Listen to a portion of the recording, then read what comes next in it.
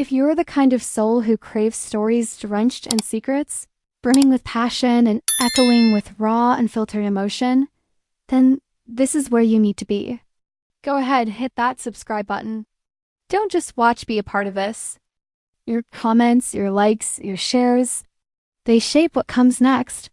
And trust me, what you're about to hear will leave you breathless. For so long, I denied myself the warmth of connection. Years passed in silence, with no one to share the weight of my desires or the ache of lonely nights. I never imagined that after such a prolonged drought of affection, I'd find myself here utterly consumed with yearning for a man so much younger than me. A craving that crept in slow and heavy, blooming inside like wildfire until it overtook everything. For a decade, I filled the void with hollow rituals, endless quiet evenings, a glass of wine and hands that knew my body but never truly satisfied it. I became familiar with solitude intimate with its silence. Until he arrived, Aiden, the one who shattered everything I thought I knew about restraint. My son's closest friend. Tall, magnetic, with a presence that dominated any room he entered. He was a walking storm, his energy fierce. His body, a sculpture of divine craftsmanship, wide shoulders, strong arms, abs that rippled with every motion. Women melted in his orbit. And I resisted at first, couldn't help but watch Dot at the beginning. It was innocent. A glance. A small smile. Admiration from afar. But the admiration didn't stay benign for long. With each passing day, something began to wake inside me. A forgotten hunger, a pulse that throbbed whenever he was near. Dot truly began on a summer afternoon soaked in golden light. My son had gone on a weekend getaway, and Aiden, for some reason, had stayed behind.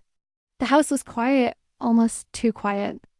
I had just stepped from the shower, the steam still clinging to my skin, wrapped in nothing but a delicate silk robe that clung to me in all the wrong or right ways. A soft knock on my door startled me. Double quotes Mrs. Carter. His voice, low, polite. The air conditioner seems to be malfunctioning. Would you mind if I borrowed a fan? For a second, I froze. My heartbeat quickened, echoing loud in my ears. Come in, I said, the words leaving my mouth softer than I intended. He stepped inside. His shirt was soaked with sweat, clinging to every contour of his firm chest. His gaze found mine steady, penetrating. Then it dipped briefly, and I caught the flicker in his eyes. A glance at the gap in my robe. My thigh barely covered. I should have tightened it. I should have sent him away, but I did in single quotes T. Instead, I leaned casually against the dresser, letting the silk slip just a bit farther down my shoulder. The heat in the room seemed to intensify. It's sweltering. I murmured, watching the way he swallowed, watching the tremor in his throat as he took a slow breath. Yeah, he said quietly. It really is. The air between us thickened, tense, crackling with something dangerous. I saw his fist clench at his sides. He was really trying not to look at me the way he wanted to, but his eyes betrayed him. And I loved it. In that suspended moment, everything shifted. He took a single step forward close enough for me to catch his scent. Sweat, cologne, male heat. My body hummed. Dear Aiden, I whispered, my voice barely audible. My fingers brushed against his arm, tracing the firm line of his bicep. There's no need to rush off, he sucked in a breath. His jaw flexed. Charlotte, he said, his voice rough, thick with restraint. This isn't wise. But his body betrayed him. He was already leaning closer. I tilted my face up to his, lips mere inches apart. My silk robe slipped another inch off my shoulder, bearing the curve of my collarbone. Say my name, I breathed, my voice a silk thread in the silence. His eyes darkened, the tension in his body reaching its peak. He finally exhaled. Claire! And in that instant, something inside me unraveled. I raised my hand and traced a slow, lingering path down his chest, feeling the heat of his skin beneath his damp shirt. He was fire pure, controlled fire. His breath caught. Are you interested? I asked, my tone teasing, suggestive, dangerous. He trembled, every muscle locked tight. but with a low growl, he broke. His hands gripped my waist and pulled me flush against him, the heat of his body consuming mine. My heart pounded as his lips hovered just above mine. "I've thought about this." "More than I should," he confessed, his voice cracking with want. Then his lips found mine. Fervent, urgent, unapologetic. I curled into him, my fingers tangling in his dark hair, my body melting into his. His kiss was wild, desperate, as if he feared he'd never have the chance again. We lost ourselves in each other. There was no shame, no hesitation, just the raw truth of two people who'd denied themselves too long. His touch was reverent and hungry. Every caress, every gasp, every sigh, all burned through the quiet that had lived inside me for far too long. Later, I woke up alone. The sheets were tangled.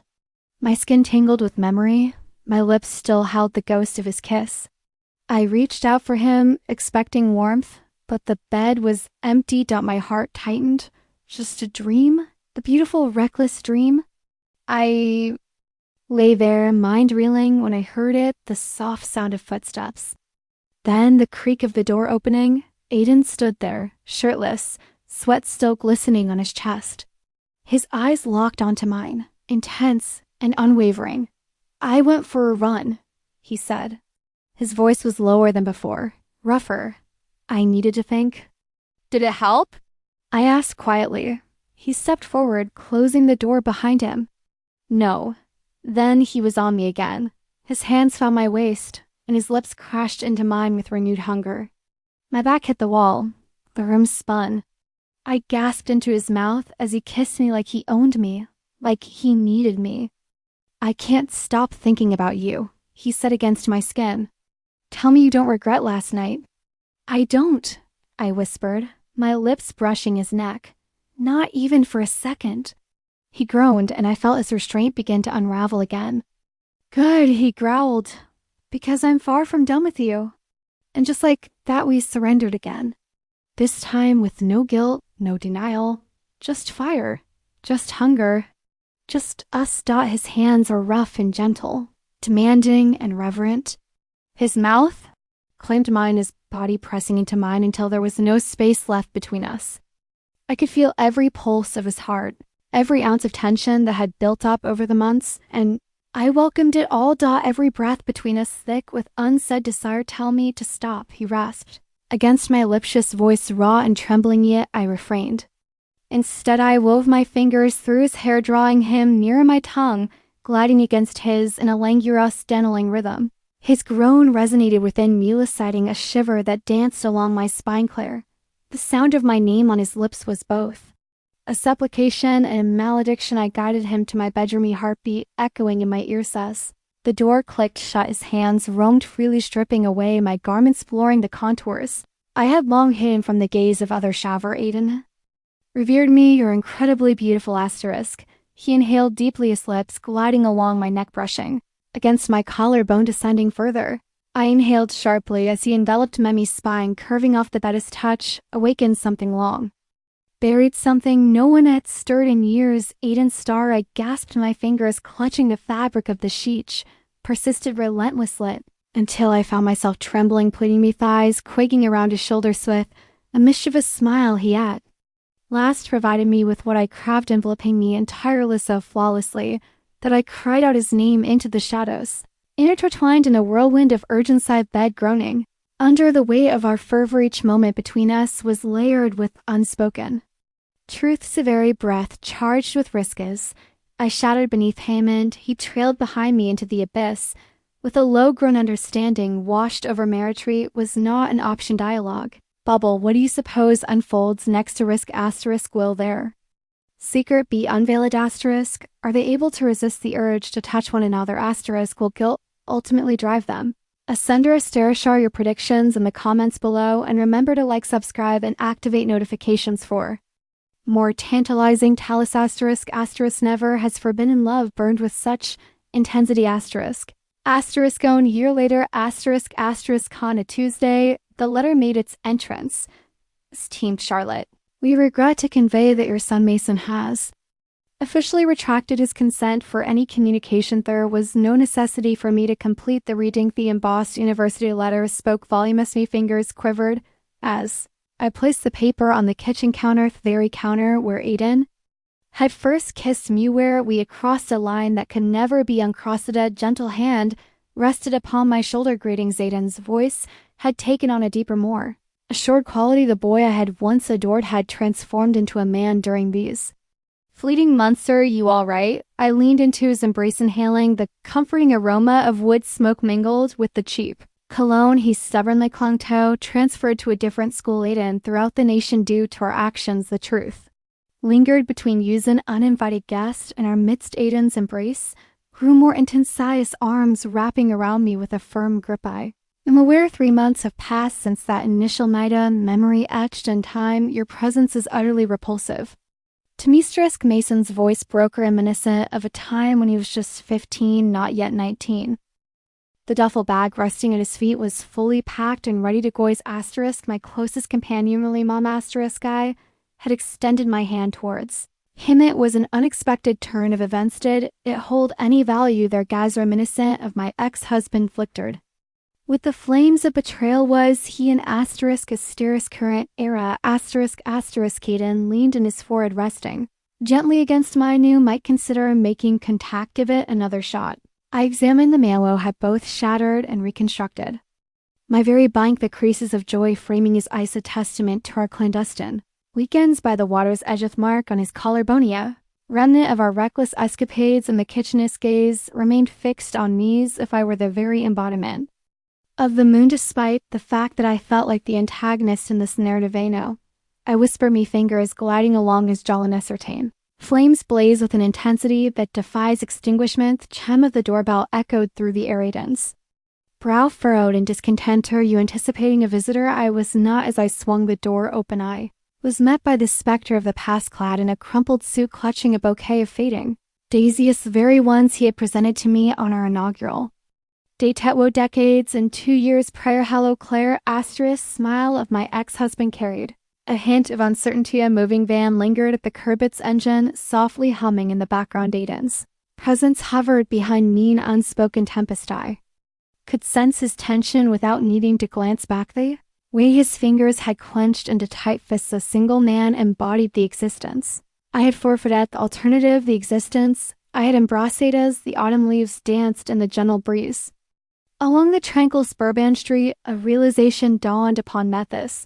Was not the conclusion, it was a moment of reckoning. Log bubble, whom shall Claire select? Hayden, a fervent desire, a scandalous affair, a love that ignites fiercely. It threatens to consume her. Her former partner, a sense of security, the act of letting go, an opportunity to restore her familia. Footnote, she chose to distance herself from both half a year after the flames consumed it. Atmosphere in the courtroom was thick with the scent of old caffeine, lingering remorse. I tugged at the collar of my blouse, feeling its constriction. The tightness of my circumstances. Letelia's, my lawyer, pushed a document toward me across the table. Full custody to Mason's father, she murmured with a hint of resignation. Service visitation was the only arrangement for ***. My ex-husband sat across the ace light, deliberately avoiding my gaze. Beside him, our saw me precious little one. I gazed at the wall as if I had already become a spectre. And what if Aiden was absent in a moment, suspended in time? Night unraveled and everything shattered into fragments. You were aware this would come to pass. I had shouted at him, flinging the framed picture of Mason's high school graduation across the room. It splintered against the wall, narrowly missing Aiden's head. You are so self-centered and thoughtless. Me heart is yours. Roar reverberated through the windows. Was that meant to be a hidden truth? Current. Judge's gavel struck with the force of a gunshot. Case has been dismissed. Stepped out of the courthouse and into a torrential downpour with October wind lashing at my hair as if it were a form of retribution. It was then that I caught sight of him casually propped against his truck in that infuriating leather jacket, tapering far more weathered than his mere 22 years would suggest. Claire. Raindrops cascaded down his stubbled jaw. I felt an irresistible urge to taste. I felt an overwhelming urge to strike him. This is not the place for you. My voice resonated with an eerie stillness Aiden propelled himself away from the truckus boots, sending sprays of water into the air as they struck the puddles asterisk. I had been accepted into firefighter training within the bounds of Colorado asterisk. A laugh erupted, wild and fragmented asterisk. Is this truly farewell asterisk? Join me on this. Journey's hands like asterisks framed my face, callous thumbs smudging rain and mascara asterisk. Curse this town, forget the past. Only we embarking on a new beginning asterisk. I shut my ice-spelled mason's visage at the tender age of 8, adorned with the remnants of popsicle sweetness. Witness the moment Aiden smiled as he entered my world for the first time. Beheld the vacant wine bottle sand, solitary beds that await me in the days to come. Upon opening them, I arrived at my decision 1 year later. Rocky Mountain sunrise asterisk asterisk at the witching hour of 3 a.m. The firehouse alarm pierces the stillness with its shrill cry. I turn in our borrowed bed observing Aiden struggled to put on his gear with a certain lack of finesse. Halts at the threshold. As he always does, and plants a tender kiss on the gentle swell of my pregnant belly. Love you both asterisk whisper softly through the window. Inaugural snowflakes of winter start their delicate descent in a distant place to the east. A son may find it impossible to forgive his mother in the midst of this untamed existence. The phone may remain silent, never delivering the apology I yearn for. Yet in this place here, flames dance, and flickering this place, tranquility reigns.